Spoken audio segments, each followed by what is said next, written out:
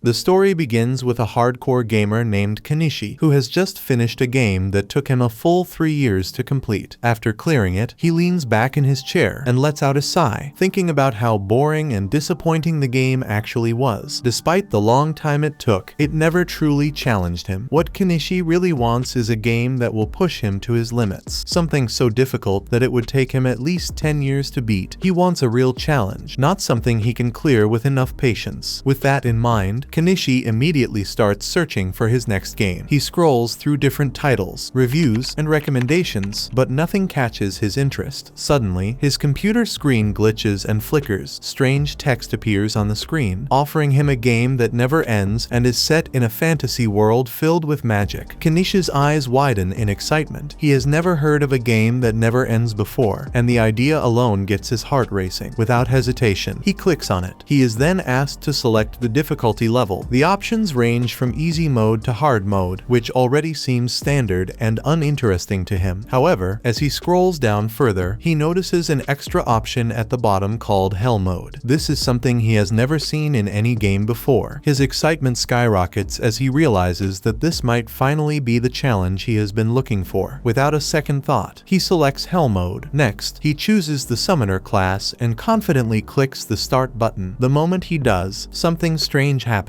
His screen flashes brightly, and before he can react, he gets sucked straight into his computer screen. The next thing he knows, he wakes up in a completely different world as a newborn baby, crying as he is born into a poor serf family. Shortly after his birth, a man picks him up gently and gives him a name. That name is Alan. Surprisingly, Alan does not feel upset about his situation. In his previous life, he was a 35-year-old broke gamer stuck, working a dead-end job with no future. Compared to that, this new life feels like a fresh start. Being reincarnated gives him a second chance to live a better and more meaningful life. At the moment, Alan is only 1 year old, so he cannot speak yet. However, he has no trouble thinking clearly inside his mind. He can organize his thoughts, understand what people say around him, and observe everything carefully. He also realizes that the language spoken in this world is Japanese, meaning it is the common language here. Alan and his family live in a frontier village where pioneers pay taxes to a ruling lord in exchange for the right to cultivate the land. The village is still new and undeveloped, so it does not even have a proper name yet. Alan's father is named Rodden, a hardworking and caring man who does everything he can to support his family. Judging by his looks and behavior, Alan guesses that Rodden is around 20 years old. His mother's name is Derja, and Alan assumes she is likely in her late teens. Watching how close and loving his parents are with each other, Alan figures it is only a matter of time before he ends up with younger siblings as well. Later that night, after Alan is put to bed, he lies there quietly and starts thinking. He suddenly remembers that in this world, he is supposed to be a summoner. Curious, he decides to try opening a status window to check his stats. However, the moment he attempts to do that, something unexpected happens. Instead of a simple window appearing, a large book suddenly materializes and floats above him in the air. Alan shrieks in shock at the sudden sight of it, completely startled by what just appeared. His shout immediately grabs his parents' attention. Realizing this is bad, Alan panics and quickly makes the floating book disappear before they can see it. His parents rush in to check on him, but when they see that nothing strange is happening, they assume he was just making noise in his sleep. Thinking it is nothing serious, they quietly leave the room. Once they are gone, Alan carefully brings the book back out again. He soon learns that the floating book is actually a grimoire that contains all the details about his stats and abilities. As he reads through it, he confirms that he really is a summoner, just like the class he chose in the game. The book explains that he can summon creatures, but because of his young age, he is currently limited to summoning only insects and beasts. Even so, Alan feels extremely excited. He wants to summon something right away, so he tries summoning an insect. However, no matter how many times he tries, nothing happens at all. After several failed attempts, Alan forces himself to calm down and think carefully. He remembers another skill listed in the grimoire and decides to try using his create skill first. When he activates it, something finally happens. A crafting card for an insect appears right in front of him. Seeing this, Alan realizes that he needs to create the creature first before he can summon it. Now that he has the crafting card, he prepares to summon the insect properly. quickly, just as he is about to do it. His mother comes in to check on him. Alan reacts instantly, lying back down and pretending to be asleep. Even after his mother leaves the room, he notices that he is suddenly very tired. His eyelids feel heavy, and he realizes that forcing himself to stay awake is pointless. Deciding it is better to rest, he chooses to go to sleep and try summoning again the next morning. The following morning, when his parents are not watching him, Alan carefully brings out his grimoire again. This time, he successfully completes the summoning. In an instant, a giant grasshopper appears and jumps straight onto his face. Alan panics, but quickly recovers and tries giving it orders, telling it to obey him. Unfortunately, the grasshopper shows no interest in listening and simply hops away on its own. Confused, Alan checks the grimoire again, hoping it might explain what is going on. He finds the grasshopper's stats written inside the book. The grimoire also informs him that he needs to give his summoned creature a name. After thinking for a moment, Alan decides that Denka sounds like a decent name for a grasshopper. He then looks at his own stats and realizes that summoning Denka has actually increased his abilities. However, before he can celebrate, his mother suddenly walks into the room. She immediately notices Denka, since she is extremely afraid of insects. She reacts without thinking and instantly squashes the grasshopper. Just like that, Denka is gone. After a few more days of playing around with his skills and testing different things, Alan finally manages to summon another creature. This time, it is a small mouse, which he decides to name Mousy. Unfortunately, Mousy turns out to be just as unintelligent as Denka was. He does not really listen to orders and mostly does whatever he wants. However, unlike Denka, Mousy has a useful ability called Scurry, which allows him to move around the room at an extremely fast speed. While Mousy is still not very obedient, he will at least use Scurry whenever Alan tells him to, which makes Alan feel slightly better about the summon. Alan spends the rest of the day carefully studying his grimoire. He reads through every page again and again, trying to understand how summoning really works and what he needs to do to summon stronger monsters that can properly follow commands. He thinks about different methods, possible conditions, and skill combinations, but no matter how much he studies, he cannot find a clear answer. In the end, all his effort leads to nothing, and he is left feeling a little frustrated. That afternoon, Alan's father, Rodden, finally returns home. His clothes are stained with blood, and it is clear that he has just come back from a dangerous hunt. Rodden proudly tells Alan that he managed to take down a massive boar. He goes on to describe just how large and terrifying it was, and then asks Alan if he wants to go see it. Hearing this, Alan becomes incredibly excited. This would be the first real monster he has ever seen in this world. Seeing how thrilled his son is, Rodden decides to take him along. This is Alan's first time leaving the house, so he feels thrilled. At that moment, his father points toward a flock of birds known as albahiron. During this season, they fly north together, signaling the arrival of fall. Rodden then explains to Alan that he named him after the albahiron. After about a 10-minute walk, they arrive at the spot where the boar is being cut up. Several people are already there, working together to process the monster. At first, Alan is filled with excitement as he stares at it up close. However, after examining it more carefully, that excitement slowly turns into fear. Seeing such a large and powerful monster in person makes him realize just how terrifying it truly is. Alan understands that if he ever had to fight something like this right now, he would stand no chance at all. After a short while, one of their neighbors, a man named Gerda, walks over to Rodden and congratulates him on defeating the boar. Soon after, the other villagers nearby begin cheering as well. They all know that taking down a boar like that is no easy task and that it is a great achievement. Rodden then formally introduces Alan to Gerda. Gerda is left completely speechless when he sees how polite and well-mannered Alan is, especially considering that he is only 1-year-old. Putting that aside, Alan asks Gerda how strong a boar actually is. Gerda explains that boars are naturally C-rank monsters, and that it usually takes around 20 people working together to bring just one of them down. Hearing this, Alan quietly takes note of the information. He realizes that this gives him a clear benchmark for what kind of strength exists in this world, and what he might have to face in the future. About 10 months later, Alan receives some exciting news. He discovers that he has finally reached level 2 as a summoner. This level up allows him to create G-rank creature cards, which is a big step forward for him. On top of that, he gains a brand new skill that lets him fuse his summoned creatures together. The best part of all is that his inventory space doubles. This means he can now hold twice as many buffs as before, greatly increasing his potential strength. That night, after finishing During dinner, Alan feels more excited than ever. With his new level, new skill, and expanded inventory, he eagerly prepares to test out his fusion technique for the very first time. But Alan soon ends up feeling disappointed when he realizes that he still cannot use his fusion technique on his cards, even when his MP is completely full. No matter how hard he tries or how carefully he follows the process, the fusion simply does not activate. This frustrates him, but he understands that he is still too young and not strong enough yet. Time passes, and by the time Alan turns 3 years old, he has made clear and noticeable progress on his path as a summoner. After many attempts and much practice, he finally succeeds in using his fusion technique on several of his cards. Through this process, he manages to craft a bird card, and the bird he summons from it is named Chappie. Chappie has a special ability called voice mimicry, which allows him to perfectly imitate anything Alan says. When Alan hears Chappie copy his voice, he immediately realizes how useful this ability could be. He imagines using it to confuse enemies, lure monsters into traps, or create distractions during battle. As Alan looks at everything he has learned so far, he feels satisfied with how deep and complex this world is. He honestly admits to himself that this world feels like the peak of hardcore gaming, far beyond anything he ever experienced in his previous life. By the time it reaches 3 o'clock in the afternoon, one of Alan's friends, a girl named Krina, comes over for a playdate. As usual, they start playing knights and sword fighting with wooden sticks. At first, Alan underestimates her, thinking that winning will be easy for him. However, to his surprise, Krina is much faster and more agile than he expected. She moves quickly, dodges his attacks, and strikes back before he can react. Alan struggles to keep up with her pace, and before he realizes it, he ends up losing the fight. By the end of the day, Alan is completely worn out and beaten badly by Krina. His body aches and his pride is bruised, but instead of feeling discouraged, he quietly vows to himself that he will become stronger before their next battle. That night, important news is revealed to the family. Derja announces that she is pregnant. Hearing this, Alan tells his father that he wants to help with harvesting the potatoes, since his mother will not be able to help as much anymore. Deep down, Alan knows he will be fine doing physical labor because he now has the stamina of a grown adult. However, his parents do not know that. They gently tell him that a child his age should not have to work and that he should focus on playing and having fun instead. They encourage him to keep spending time with Krina since they have noticed how happy he looks when they play nights together. They also mention that they are really looking forward to Alan's appraisal ceremony. Alan has no idea what that is, so Derja explains that when he turns 5 years old, there will be a divine ceremony to determine what kind of talent he possesses. They truly hope that Alan will receive a good talent, one that could finally free their family from life as serfs. A few months later, during the winter season, Alan accidentally forgets to put Denka away. Because of this, his mother suddenly sees the insect. Terrified, Derja slips and falls to the ground. When Rodden rushes in to check on her, Derja tells him that her water has broken and that the baby is coming. Krina happens to be nearby at the time, since she and Alan were having another playdate. Rodden quickly asks Krina to go get her parents because they have experience helping with childbirth. Not long after, Gerda and his wife, Matilda, arrive to help Derja. Matilda takes charge of the situation and prepares to deliver the baby. She immediately orders all the men out of the house, saying she needs privacy to work properly. The long night passes, and by the next morning, the boys wake up to the sound of a baby crying. They rush over and find that the baby has been safely delivered. Derja asks Rodden to name the child. Without thinking too deeply about it, Rodden decides to name him Mash. Derja instantly loves the name, but after thinking about it for a few seconds, she wonders if the name came from a monster. Rodden admits that it did, but Derja cannot deny that it sounds good. She starts laughing, and everyone else joins in. As they laugh together, Alan quietly watches them. Thinking back on everything, Alan realizes that he never truly understood why he was reincarnated in the first place. Aside from his desperate wish to play a hardcore game with terrible balance, he remembers how miserable and meaningless his old life felt and realizes that he is completely fine leaving it behind. In this new world, he feels free, unrestrained, and full of possibilities. More than anything else, he knows that this new family is the best part of his new life. He is not sure how he will do it yet, but Alan makes a silent promise to himself. No matter what it takes, he will free his family from the harsh life of being serfs. Time passes, and by the time Alan turns 5 years old, Alan's father takes him on a walk through a wide flower field and begins telling him about the appraisal ceremony. According to him, it is a special ceremony that every child in their village must take part in once they turn 5 years old. If a child is discovered to possess a talent, it could allow both the child and their family to rise up and escape their life as serfs. However, Rawdon explains to Alan that it will not be easy at all, because there will be many competitors since their village is very densely populated. Along the way, they run into Krina and her father, and the four of them decide to travel together to a nearby commoner village. Not long after, they arrive at the commoner village, and Alan is shocked that the people living there are even considered commoners, as they are well groomed and wear clothes that are much nicer than his own. Shortly after this moment, the appraisal ceremony is ready to begin, so the priests slowly open the large main door, and first they ask the common people to show respect to Elmia, the god of creation. After that, they continue by saying that heroes in the kingdom do not only come from people with high rank, power, or status, but can also come from ordinary serfs. Alan hears this and immediately knows it is true, because when he was reading the game's epilogue, it clearly said that classes like the hero and sword lord must begin from a low social class. At first, he believed this was only a boring game rule with no real meaning, but he soon realizes that it applies to the entire world. Because of this rule, everyone, no matter their status or background, must take part in the ceremony. After that explanation is finished, the commoners calmly move forward and slowly make their way inside the building. Once inside, Alan notices a statue standing at the center and assumes it must be the god worshipped in this world, Elmia. Not long after, the appraisal ceremony starts, beginning with the village chief and his son, Palomas. Palomas steps forward toward the crystal ball and places his hand on it, causing the screen to light up and announce that he has the talent of becoming a merchant. His father immediately jumps with joy and rushes over to hug him, relieved as he realizes that his son is not useless after all. Alan watches in complete awe when all of a sudden his grimoire appears floating in front of him and starts writing down several numbers on its pages. This makes him realize that attributes are now being shown as clear values instead of hidden numbers. What he likes the most is that he is the only one who can see the grimoire at all, which means he can freely use it however he wants without anyone noticing. The ceremony continues as the children happily celebrate with their parents after receiving their new skills, but sadly, not everyone is lucky enough to gain a talent, leaving some of them feeling disappointed. The next child is Dagora, and he places his hand on the crystal, causing it to light up. The priest informs him that his talent is being an axe user. Dagora immediately jumps with joy and runs over to his father to celebrate. One by one, everyone receives their talent judgment and leaves the area, until only Alan and Krina remain, standing there with their parents. Krina quickly rushes up to the crystal ball, excited and eager to discover what kind of talent she has. The moment she touches it, a bright light bursts out from the crystal, and when the time comes to announce her talent, even the priests are shocked by the result. Most of her stats are nearly maxed out, and she is revealed to have the talent of a sword lord, which is known as one of the rarest and strongest talents. Her father is overjoyed, believing that his only daughter might finally be his way out of the trenches. But Krina herself does not look very happy, because she actually wanted to become a simple swordsman instead. Alan is not surprised at all, since he always believed there was something special about her. He is also excited, hoping his parents will learn that he is a summoner, so he confidently walks up to the crystal to have his own talent revealed. He places his hand on it, and a blinding light bursts out, sending him flying before he crashes to the ground. Rawdon quickly rushes over to one of the priests and asks if his son has awakened a unique talent, but instead, the priest announces that Alan has no talent at all. Rawdon does not look upset in the slightest. Instead, he calmly holds Alan by the shoulders and tells him that it is time for them to go home. The two of them head back home afterward, where Derja and Alan's little brother, Mash, are already waiting to give them a warm and cheerful welcome. Later that night, Rawdon sits down with Alan and tells him not to feel bad about me not having a talent, explaining that nothing like that would ever change how much they love him. Even so, Alan still feels a little disappointed about the fact that he did not receive a talent of his own. Despite that, he remains grateful and happy that he was born into such a caring and loving family. Later that night, Alan lies awake in bed with his grimoire open in front of him. As he looks through it again, he notices that every single one of his attributes is listed as E rank. At the very least, today helped him realize one important thing. He is the only person in this world playing on Hell mode. mode. Alan assumes that the ranking system most likely reflects how much growth a person can expect when they level up. Because of that, he believes the reason all of his abilities are E rank is due to him choosing the Hell mode difficulty, which probably reduces his progress to 100th of what it is normally supposed to be. That can only mean the stats shown in the grimoire are just a small fraction of his true potential. Alan realizes that a difficulty like this is usually where most people would quit, but not him. He is on a mission to prove that he is capable of conquering any hardcore game he chooses to face. The next day, Alan and his family head over to Krina's house to celebrate her Sword Lord talent. Along the way, Alan cannot help but notice that his father seems upset about something, even though he clearly does not want to talk about it. That bad mood follows Rodden all the way to Krina's house. When it is time for everyone to start drinking together, Rodden and Gerda begin bickering over something completely pointless. Alan watches them argue and wonders if his father's attitude could be caused by jealousy over Krina becoming a Sword Lord. However, he quickly dismisses the idea, knowing that his father is not that petty of a person. The argument continues to escalate as Rodden and Gerda shout back and forth at each other. Suddenly, Gerda drops a bombshell, revealing that Rodden once said he wanted to cut all ties with their family. Everyone who hears this is left completely shocked. Rodden admits that it is true, but explains that it is not because he wants to. He says that Krina's talent is 1 in a million and could even put her on the path to becoming a noble. Because of that, he believes they should not risk her future by continuing to associate with serfs like them. Even after that explanation, the two continue arguing for a while longer, until their wives finally step in and slap some sense into them. Matilda and Derja then explain the truth, revealing that all 4 of them are childhood friends who grew up together in the same village. Apparently, Gerda and Rodden have always been thick-headed meatheads who were constantly looking for excuses to fight each other, though becoming fathers managed to calm them down a little. Reminiscing about old memories helps everyone cool off, and they spend the rest of the night enjoying themselves and sharing liquor together. The next day, rumors about Krina's talent spread quickly, and before long, the Order of Knights begins planning a special visit to see her in person. Shortly after that, the knights arrive at the village on horseback. As soon as they do, Krina and her father rush over to the knight commander to properly introduce her. While they speak, Alan watches from a distance and begins to wonder if this means Krina will have to leave the village and become a full-fledged knight someday. He understands that this is the path she is meant to take, but even so, he admits to himself that he is going to miss her when that day comes. After the commander speaks with Gerda for a while, he suddenly reaches a harsh conclusion. He claims that they may have been lying about Krina possessing the Sword Lord talent. Because of that, he declares that she must prove it in a duel against the vice captain. If she fails, she will be executed on the spot, since lying about one's talent is punishable by death. Gerda immediately refuses, unable to accept why someone as old and experienced as the vice captain would be forced to spar with a 5-year-old child. Alan feels the same way, but he knows there is nothing he can do to stop it. Krina looks over at the sword she will be using for the duel and notices how shiny and beautiful it is. Excited by that alone, she immediately agrees to the duel and tells her father not to worry. Hearing this, Gerda does not even know what to say anymore and is left completely stunned. With that, the duel between Krina and the vice captain, Leibrand, begins. For the first few moments, the two appear evenly matched. However, Leibrand soon uses his overwhelming strength to overpower Krina and slam her into a wall. Gerda sees this and desperately tries to intervene, but the knights restrain him and hold him back. At that moment, the knight commander already believes the fight is over. To his surprise, Krina suddenly stands back up, surrounded by a faint blue aura. She charges straight at Leibrand and unleashes a barrage of sword slashes that are 10 times faster and stronger than her earlier attacks. Leibrand struggles to keep up, and before long, his sword is sliced clean in half. Seeing this, the commander immediately calls an end to the duel. The vice captain is left in complete disbelief, unable to comprehend how his 24-year-old self was just defeated by a 5-year-old girl. The crowd erupts into cheers for Krina, now fully convinced that she truly is the Sword Lord. Gerda feels overwhelming pride as he watches his daughter overcome impossible odds. Shortly after, the commander approaches Gerda and declares that there is is no longer any doubt about Krina's talent. He says he would like the opportunity to discuss her future with him. Although Jurda is still angry about being forced to put Krina through such a dangerous trial, he agrees to talk. They head to the village chief's residence, where the discussion begins over dinner. The knight commander introduces himself as Xenof and explains that he was sent by the lord of the land to confirm whether a sword lord truly existed. After witnessing the duel firsthand, he confidently confirms it. Xenof then announces another decision made by the lord of the land. Although the village was originally meant to be named after the village chief, the discovery of a sword lord has changed everything. To honor her, the village will now be named Krina Village. After that, Xenof apologizes to Jurda for subjecting his daughter to such a brutal test. Jurda is not the type to hold grudges, so he accepts the apology and lets it go. Xenof then tells Jurda to continue raising Krina the same way he always has. Once she reaches the age of 12, she will be sent to the Royal Academy to study and fully master her talent. Hearing about this, Alan becomes excited at the thought of an academy filled with people who possess talents like hers. However, as the conversation continues, Alan starts to wonder why Dagora, one of the children who received the axe talent, is present as well. Xenof acknowledges Dagora and tells him to work as hard as possible to train and earn admission into the academy someday. With that settled, Xenof turns his attention to Alan and notices something unusual. He finds it strange that Alan has both dark hair and dark eyes, which is rare. When Xenof learns that Alan is the son of Rodden the boar hunter, he immediately stands up and pays his respects. Xenof explains that Rodden is known as a legendary figure in the village, a man responsible for handling most of the dangerous tasks during hunts. He is considered a true hero by the people. As Alan listens to all of this, he feels proud to hear his father being praised so highly. In his heart, Alan realizes that his dad really is a hero after all. Later that evening, Jurda and Rodden bid each other farewell. Rodden believes that Krina may become a hero someday, but he is even more impressed that she was acknowledged by the Lord. He then tells Alan to continue working hard, saying he is destined for great things since he is his son after all. Just then, Alan pulls out a few fruits he stole from the meeting, and Rodden does the same, causing them both to laugh together. Sometime later, Alan gets really hyped up because he has finally leveled up his summoner skill. His grimoire now says he has an enhanced skill, so he wonders if that means he will be able to summon stronger things. He gets even more excited as he thinks about how he will eventually be able to summon something cool like a dragon. It took him 2 years to reach this milestone, so when he thinks about it, he realizes that it was actually worth all the effort and waiting. Later that night, Derja and Rodden announce that they are going to have yet another child, and their guess is that it is going to be a girl. Because of that, they all start thinking up possible names for the baby. Alan's grimoire suddenly appears, and after he looks inside it, he sees the name of the god of creation written there. Without thinking too much, he suggests that they call the baby Elmia. His parents quickly tell him to shut up and warn him that they do not speak the name of their god in vain. Alan realizes that he messed up, so he quickly tries to change the topic to avoid more trouble. To do that, Alan points out that his dad's scar is already healing up. Rodden explains that he got the scar when he passed one of the trials of the gods during a boar hunt. Alan has no idea what a trial of the gods is, so Rodden takes the time to explain it to him. He says that it is a special moment that sometimes happens while they are hunting. During that moment, they feel a sudden burst of energy that removes all their wounds and exhaustion, making them feel refreshed and strong again. When Alan hears this, he realizes that this is just how people in this world describe leveling up. It suddenly makes a lot more sense to him. Even though his summoning skill has gone up, he understands that he is still going to remain at level 1 unless he manages to defeat some real monsters. Just improving a skill is not enough. He knows that if he truly wants to grow stronger, he needs real combat experience. Because of this, Alan decides that he needs to take hunting more seriously. He asks his dad if he can come along on a hunt so that he can gain experience and maybe even level up for real. However, his dad immediately turns him down. Rodden reminds him that hunting is not some kind of game or training exercise. He tells Alan that it has real dangers and serious consequences, and that mistakes during a hunt can cost people their lives. Hearing this, Alan understands that getting stronger will not be easy, but that doesn't mean he'll be willing to give up just like that. Later that night, right before Alan goes to bed, he pulls out his grimoire and sees that he has just received a message from Elmia. The message explains that during the appraisal ceremony, his stats stats were shown as E rank because he is on hell mode. However, the message also shows his true raw stats. Alan is relieved and happy to see that his real stats are actually on the same level as Krina's. This makes him feel much more confident about his future. Feeling curious and ready to experiment, Alan decides to try using his enhanced skill on Denka. Just as he expected, the skill amplifies all of the stats Denka already had. When Alan materializes Denka, even though Denka has not grown much bigger, Alan can tell just by looking at him that he has clearly been enhanced and has become stronger. Just then, Derja walks into the room and spots the bug. She gets scared when she sees it and quickly squashes it with her foot. Even so, he does not give up. Alan spends the rest of the night summoning and testing his skills. By morning, he comes to an important realization. The enhancements he puts on a card do not go away. This means that as long as he has enough MP to spare, he should enhance all the cards in his inventory to make them stronger over time. Shortly after that, Rodden heads out to go hunting. Everyone tells him goodbye and wishes him luck before he leaves. Later, while Alan is doing some chores around the house, he realizes that he has not been able to pull off any new fusions, even after trying several different combinations. He starts to feel a little frustrated. The only last possible combination he has not tried yet is a bird and an insect. When he finally tries to fuse them, he smiles when he sees the result at first. However, that smile quickly fades when he realizes that the new card that was created is just an apple. At first, he feels disappointed, thinking that the fusion failed in a strange way, but then he decides to carefully check the buffs on the card. As he reads through them, his smile returns. He realizes that he has finally gotten a creature that has an MP buff. This is a huge breakthrough for him because it means he will be able to do far more actions and summons over the course of a single day. Before this, he believed it would take him several decades to level up. Now, with this creature's MP buff, he realizes that leveling up could be cut down to just a couple of years instead. Alan materializes the card, and the strange apple creature is formed in front of him. Looking at it, Alan decides that it needs a proper name. After thinking for a moment, he smiles and decides to name the creature Apo. After a little while, Apo shows Alan his special skill. Apo sinks into the ground and then grows into a tall stem that releases the sweet scent of an essential oil. Alan is busy breathing in the smell when he suddenly sees his mom coming toward him. He quickly tries to get rid of the stem, but it does not disappear. His mom walks over and notices the stem, but she does not think much of it because it gives off such a pleasant and relaxing smell. Later in the day, Krina comes over for training. During their sparring, Krina completely wipes the floor with Alan and easily defeats him again and again. However, after their training is over, Krina admits that Alan has gotten a bit tougher than before. Alan is shocked to hear this and immediately checks his grimoire. When he looks at it, he sees that both his endurance and attack skills have been buffed. He starts to wonder if Apo's sweet-smelling aroma might have given him these boosts. However, he has no real way to prove it or test it properly, so for now, he decides to let the thought go. As time goes on, Alan realizes that they now have a lot of hay thanks to Apo. After running a couple of simple tests, Alan finally understands how Apo's skill, Aroma, really works. He learns that Aroma can shorten MP recovery time from 6 hours down to 5 hours. This allows him to do more activities and more summoning in a single day, which is a big advantage for his growth. Even so, Alan cannot help but feel uneasy because it always feels like he never has enough time to do everything he wants and needs to do. Later that night, Alan and his mom start to get worried because Rodden has not come home yet and it is much later than he is supposed to be. The worry slowly turns into fear as more time passes. Then, they suddenly hear loud noises coming from outside. When they rush out to see what is happening, they see several adventurers carrying Rodden on a stretcher. He is clearly badly injured and barely conscious. When they finally bring Rodden inside, Gerda explains what happened. He tells them that Rodden took a boar fang to the gut, which is what left him in such a terrible condition. They managed to keep Rodden alive for now thanks to a special healing herb. Gerda admits that if not for that herb, Rodden would already be dead, even with the herb. However, it is still not enough to fully heal him, and he is left with a large and dangerous wound. Alan asks Gerda how something like this could have happened. Gerda explains that this was not just the fault of a single commoner. Normally, commoners do not even take part in boar hunts because they are far too dangerous. But this year was different. Many commoners volunteered to join the hunt because they had heard stories about Rodden being a great hunting hero. They believed that as long as Rodden was there, they would be safe. Gerda admits that neither he nor Rodden felt comfortable allowing commoners to come along on such a dangerous hunt. However, since they could not refuse the orders of the chieftain, they had no choice but to let the commoners join, even though it put everyone at greater risk. The commoners were taught the proper formations and tactics for what to do if anything went wrong. However, as soon as things actually did go wrong, fear took over them, and they started to panic and break formation. Instead of following the plan, they began to run around in confusion. One of the commoners was just about to get stabbed, but that was when Rodden stepped in and ended up being the one that got stabbed. Later that night, Rodden finally wakes up, and everyone is relieved to see that he made it through. However, Alan cannot help but blame himself. He realizes that he was mostly useless during the crisis. Even though he could have helped more, he understands that he has been too focused on leveling up and improving his own abilities. And because of that, he chose not to pay enough attention to what was happening around him and to the people who needed him. He remembers that he has a family he needs to protect, and he quietly makes it his personal mission to become strong enough to truly protect them. Shortly after, Gerda arrives and drops off Rodden's portion of the meat they hunted. After that, Gerda tells Rodden not to worry about anything during the winter and to focus only on getting better. That is when Alan also speaks up. He tells his dad to rest and take it easy, because from now on, Alan is going to take care of things and provide for the family while Rodden is recovering. The next day, Alan keeps his word. He does hard work like fetching water from the well and carrying it all the way back to fill their reserves. Gerda then shows Alan how to harvest crops from the farm. At first, Gerda thinks the work might be too much for Alan to handle. However, to his surprise, Alan harvests each stem easily and without slowing down. This makes Gerda realize that Alan is a lot stronger than he first thought. Not long after, the chieftain visits their home along with the commoner who caused Rodden's injury. The commoner immediately apologizes to Rodden for what happened. Everyone expects Rodden to be angry or hold a grudge. Instead, to their surprise, Rodden calmly tells him to be more careful next time. Seeing this, Alan feels a deep sense of admiration for his father and realizes how noble and kind he truly is. Later that day, Alan heads to the flower field and clears part of it so he can use the area to set traps to catch some meat. He summons a couple of small frogs and uses them to help put his plan into motion. After setting everything up, Alan hides in the bushes and waits for something to take the bait. He waits for a long time and nothing happens. Alan starts to think it might be over and that his plan failed. Then, suddenly, a giant bird flies in and lands in the cleared area. As Alan takes a closer look, his heart drops. He realizes that this is not just a normal bird. It is an albahiron, a dangerous B-rank monster. Alan only meant to attract small animals and birds, and he never expected something like this to show up. Alan knows he has no real chance of beating a monster like this, so his first thought is to turn around and run for his life. But just then, his system lights up and announces that his enhanced skill has reached level 2. Seeing this, Alan decides that it might be worth taking the risk to test it out on the albahiron. Alan charges in and uses his sword to attack, but the albahiron easily knocks him away. After that, Alan summons several wolves, and they rush forward to bite and attack the albahiron. For a moment, Alan thinks he might actually have a chance to win, but things quickly turn bad when he sees that the albahiron simply eats all of his wolves without much effort. With no other options left, Alan tries to attack again with his sword, but this time he is knocked away even harder than before. The albahiron moves closer and stands over him, clearly trying to eat him. Alan raises his sword to defend himself, his body shaking, as he wonders if this is truly the end for him. As his last resort, he summons 2 leeches, and they immediately begin to suck up some of the albahiron's blood. This starts to weaken the albahiron a little, and it also gives him a short moment to think carefully about what his next move should be. He knows that he is a lot weaker now because he has lost a couple of his summons and buffs, but he believes it should not be a serious problem, because he already has a clear plan to take this beast down with just one strong and final strike. Alan summons his wolves again and orders both the wolves and the leeches to lunge forward sword and attack at the same time. While they rush in, he jumps in as well and delivers a decisive sword strike directly to the Albahiron's head. The attack is strong enough to knock the Albahiron down and keep it down for good. His grimoire then notifies him that he has just defeated an Albahiron and that he has gained 100 XP. When he sees this message, he gets very hyped up and excited, and he takes a moment to celebrate his victory. After that, Alan takes the Albahiron back to his family, and they are both surprised that someone they used to see as a wimp like him could defeat a D-ranked monster like that completely on his own. Gerda then offers to help him bleed the Albahiron out properly. After tying the Albahiron up, Gerda gives Alan a detailed rundown on how the meat of the beast is supposed to be cut and separated, and he also explains which parts of the monster are safe and edible. Gerda also adds that monsters all have magic stones inside them, and that every magic stone found in any monster above D rank falls under the tax laws of their kingdom. However, Gerda does not really see this as a big problem, since the stone would be useless to poor serfs like them anyway. Even so, Gerda believes that they will be able to get a better price for their share of the meat from the chieftain after they explain that Alan was the one doing the hunting, since his father was injured and unable to do it himself. The next day, at the chieftain's office, the two of them follow through with their plan of using Rodden's injury as leverage. At first, the chieftain insists that they should only receive the smaller cut. However, after they continue to pressure him by reminding him about how badly injured Rodden is and how a kid like Alan had to risk his life, the chieftain finally gives in and agrees to give them a bigger cut, just like they had planned from the beginning. The chieftain tells them that they will be able to keep all of the meat for themselves, while he will only take the wings and the magic stones. However, Alan tries to go the extra mile and asks the chieftain if they will be allowed to continue doing this kind of deal in the future as well. Gerda does his best to help convince the chieftain, and after taking some time to think about it, the chieftain finally agrees to their terms and allows them to continue under the same arrangement. 3 days later, Alan uses the same tactic as last time to face 2 more Albahirons. The fact that he was able to defeat one before has given him much more confidence, so this time he is able to defeat both of them with the help of his leeches, his wolves, and his wooden sword, and he does it in record time. Alan has been going out to hunt once every 3 days since beating the first one, but this is the first time he did not lose any of his summons, so he is very happy with the results. Alan's grimoire then lights up and acknowledges that he has just defeated 2 Albahirons and gained 200 XP. More importantly, it also informs him that his level has increased and that he has reached level 2. He becomes extremely excited when he sees this and immediately checks his stats. When he looks, he sees that all of his HP and MP have fully recovered after leveling up. However, he also notices that his stat increase is only about 60% of what it should normally be. He does not think too deeply about it, and he assumes that maybe he does not get the full benefits since he has only just reached this level. Even so, he is still very happy and is just glad to see that all of his hard work has finally paid off. As he thinks about it more, he starts to believe that this might be the trial of the gods that Rodden told him about, and he honestly feels amazing about it. He realizes that he will have to let his family know the truth sooner or later. Later that day, Alan arrives back home, and Rodden is surprised to see that he managed to catch 2 Albahirons in a single day. After that, Alan meets up with Krina for some sword training. However, even while he is in the middle of fighting and training, his mind keeps thinking about how and when he is going to hunt more Albahirons. Since it is migration season and there are a lot of Albahirons around, he believes that if he works hard enough, he may be able to reach level 3 by hunting about 20 more of them. Alan's thoughts are suddenly interrupted when Krina lands a heavy blow to his head, which clearly shows that she has won the match. After acknowledging her victory, she simply waves goodbye to him and leaves. Later that night, Alan decides that it is time to let his parents in on the truth about how he has been able to defeat those Albahirons so easily. However, he knows that he cannot tell them that he got pulled into some random game he saw on the internet, because they would definitely think he has gone crazy. Because of that, Alan comes up with a better explanation. He tells them that when he was only 1 year old, he heard an oracle from Elmia, the god of creation. Alan explains to them that an oracle basically means that he is smarter and physically stronger than the average person. On top of that, he says that it also means he will go through trials that go beyond what even 100 men could normally accomplish. Hearing this, Rodden already understands what is going on and can tell that Alan must have already gone through the trial of the gods. Rodden noticed earlier that morning that the cut on Alan's face was already gone, so he realizes that this is the only explanation that makes sense. However, Derja does not understand how this could even be possible, especially since Alan's appraisal results from last year said that he had no talent at all. That is when Alan mentions that he received another oracle from Lord Elmia a few months ago. He explains that the reason his attributes were ranked so low during the appraisal ceremony is because they take the slow progression of his trials into account. He also explains that the reason he was judged to have no talent was because his talent was actually too new to be properly recognized at the time. Rodden is shocked when he hears this, because it means that Alan actually does have a talent after all. When Rodden asks Alan what that talent is, Alan tells him that he is not sure, because Lord Elmia did not give him the full details. Alan feels bad about lying to his father, but he knows that he cannot say anything about being a summoner. He is afraid that some people would react the wrong way if they found out that he can summon and control monsters, and he also knows that he definitely cannot tell them anything about being reincarnated. In the end, Derja simply embraces Alan and praises him for being so brave, especially considering how young he is. Rodden then asks Alan what he plans to do next, and Alan replies that for now, all he wants to do is prove himself worthy by passing all of the trials. Rodden is proud to hear that answer, but he also tells Alan not to hesitate to ask for help if he ever needs it. Alan thanks both of his parents for being so understanding and for giving him their full support. After that, Rodden tells Alan that it would be best if he kept this a secret for now, because it would be very bad if people started to mistake him for a false prophet. However, Rodden says that Gerda will be the only exception, since Gerda is always bragging about how cool Krina is as a sword lord. Rodden says that now he will finally get the chance to boast about how cool his son is as well. By the time winter comes, Alan takes one of the albaherones they had stored and begins cutting it up. After that, he heads into town with Gerda to trade the meat for supplies. Gerda has already heard the news about Alan being blessed and tested by Lord Elmia, and Gerda honestly is not surprised at all, because he always believed there was something special about Alan. As they travel together, the two of them continue talking, and Alan brings up the topic of the difference between commoners and serfs. Gerda explains that most of the difference comes down to social status and taxes. He explains that serfs are under a completely different tax system, where they must pay 3 gold coins for each adult and 1 gold coin for each child every year. After hearing that, Alan asks what it would take for a serf to become a commoner. Gerda explains that it would require paying a tribute of 10 gold coins per person in the family. He also mentions that there are rumors about a baron sometimes rewarding people with commoner status, but he makes it clear that those are only rumors. When Alan hears all of this, he realizes that since his mother is about to have another baby, it would take their family 50 gold coins to become commoners, because they will soon be a family of 5. Alan spends the rest of the day trading with Gerda, and he starts to get the hang of how trading works. By the end of the day, he walks back home with a large bundle of firewood on his back. Realizing that he now mostly understands how bartering works, he also realizes that he can do some market research the next time he comes into town. The next time Alan goes trading, he does it all by himself. While there, he carefully documents the market value and barter value for every single item so that he can use that information to help himself in the future. Later, Alan walks into a herb shop and asks the merchant if there is any medicine that can recover MP. The merchant immediately responds that they do not have anything like that, because such items are far too expensive for the shop to carry. That said, Alan just takes a look around at all of the herbs and medicines on the shelves, and he realizes that it would be extremely difficult to document all of them manually. So, he focuses very hard and, just by thinking about it, ends up drawing all of the herbs into his grimoire without touching anything physically. After that, Alan asks the merchant if he has any Mueller's flowers in stock. However, the merchant suddenly gets very worked up at hearing that name because of the last time he sold one. The merchant explains that some time ago, Gerda burst into the shop and demanded to buy a Mueller's flower. He insisted on getting it because a friend of his was sick, but he did not even pay in full at the time and promised to pay the rest later. The merchant still has not received the full payment, and on top of that, it was the last Mueller's flower in stock. That is what upsets the merchant the most. Alan hears this and realizes that Gerda came into the shop to buy the very herb that ended up saving Rodden's life after he was attacked that night. night. If the merchant had simply refused to sell it, Alan figures that he might not have a father anymore. To show his appreciation, Alan gifts the merchant some albahiron jerky and thanks him sincerely for his kindness, after which he leaves the shop. On his way back, Alan is busy checking out some weapons in town when he runs into the same kid from the appraisal ceremony who had gained the axe talent, Dogora, and the chieftain's son, Pelmoas. Alan knows that Dogora is nothing but trouble, so he tries to mind his own business and leave quietly. However, Dogora smacks him on the head and immediately demands that Alan become his minion. In response, Alan pulls out his wooden sword and points it directly at Dogora. Dogora becomes flustered and complains that it is unfair because he does not have a weapon. Alan tells him that he is willing to fight fairly, so Dogora should go get any weapon of his choice while Alan waits right here. Dogora returns shortly after with a sword and charges at Alan, but Alan easily dodges and blocks all of his attacks. Dogora's strikes are strong, which makes sense since he is an axe user, but even so, his strength hardly compares to Krina's. Alan decides to end the duel quickly, knocks the sword out of Dogora's hand, and wins the fight. He simply acknowledges his victory and walks off nonchalantly, which makes Dogora even more furious. Later that night, Alan returns home, and Rodden is seen removing his bandages. This suggests that he is back in top shape and ready to continue hunting. Derja, however, warns him not to overdo it and risk pulling a muscle. The next day, at Krina's house, Dogora shows up again to challenge Alan to a rematch. He loses badly several times, but his ego refuses to let him accept defeat, so he keeps asking for more rematches. Meanwhile, Alan's younger brother, Mash, has already started sword training with Krina, which makes Alan excited to see how Mash will perform at the appraisal ceremony in 2 years. After some time, the new baby is born, and the family decides to name her Mila. Later, Rodden returns home from a hunt with Gerda, only to announce that the family is being summoned by the chieftain. Apparently, the chieftain wants them to increase the number of boars they deliver to the Baron from 10 to 15. To make that happen, the chieftain wants them to allow the commoners to join in on the hunt again this year. Derja thinks that this request is ridiculous, especially since Rodden suffered a terrible injury during the last hunt. Rodden admits that he wanted to decline, but it turns out that this was not a request. It was an order directly from the Baron. If they do not deliver 15 boars by winter this year, the Empire will recruit more serfs from elsewhere. Hearing this, Alan immediately understands that more serfs would mean less land to go around, which would put those who cannot hunt at risk of losing their land. Gerda adds that the worst part of it is that the Baron wants them to deliver 20 boars by the end of next year. Rodden figures that the only way to meet that demand is to hunt more often than the usual once every 10 days. Alan then speaks up and suggests that they simply follow the Baron's order. Gerda tells him not to interrupt when adults are speaking, but Rodden stops her and allows Alan to continue. Alan explains that they cannot refuse a direct order from the Baron, so even if the commoners end up being dead weight, they need to find a way to make that dead weight useful. Based on his past experience with games, Alan knows that making characters as useful as possible, even when they do not seem capable, is his specialty. He tells them to trust him and let him handle the situation. He reminds them that he was blessed with wisdom from Lord Elmia, and because of that blessing, he believes he has a plan that might actually work. The next day, Alan and Rodden meet up with the commoners who will be joining them on the hunt. When the commoners see Alan, they are surprised that a little kid like him is tagging along to hunt. Rodden explains that the plan is for everyone to adopt his hunting strategy, while Alan will simply tag along to watch and learn. Alan assures the others that he will not get in anyone's way, and then bows to thank them for allowing him to come along. Even though he feels a little upset about not being able to participate fully in the hunt, Alan reasons that the most important thing right now is to train the new hunters. He wants them to gain the experience necessary to help the group hunt more boars in the future, because he does not want anyone to get hurt like his father did during last year's hunt. One of the commoners approaches Rodden and apologizes for the injury he caused him last year. Rodden does not hold any ill feelings about it and tells him that it is no big deal. Instead, he tells everyone to focus on the goal ahead and not dwell on past mistakes. After that, the gate to the forest is opened, and they all begin to make their way inside, starting the hunt. As they enter the forest, Alan realizes that after 7 long years of being a serf, this is the first time he is leaving the village. In his mind, this is a small but significant step toward eventually freeing his family from the life of serfs. What excites excites him even more is the thought of seeing the White Dragon Mountains. According to legend, a mythical white dragon lives somewhere near those mountains, and Alan has always dreamed of catching a glimpse of it. Shortly after, the hunt is about to begin. Everyone assumes their positions as a giant boar charges into view. When the moment is right, the bait team positions themselves to lure the boar in a certain direction. Following them, the tank team moves in to hold the boar in place, preventing it from escaping or attacking anyone dangerously. Finally, the strike team arrives to deliver the final blow. Alan carefully observes the entire process and realizes that this is the exact hunting technique that his father and other experienced hunters have been using for over 10 years to successfully capture and kill boars. He thinks to himself that it is a carefully planned and executed strategy, and it is actually very impressive to watch in action. Once the boar is finally slain, the commoners feel an immense sense of pride. They understand that successfully hunting the boar is equivalent to passing the trial of the gods, marking their achievement and skill. Alan estimates that because the boar is a C-rank monster, the commoners must have earned a considerable amount of experience points from this hunt. Curious, he pulls out his grimoire to see exactly how many points he received. Unfortunately, he finds that he did not gain any experience points at all. He thinks it over and realizes that this makes sense, since he did not participate in the fighting and had only observed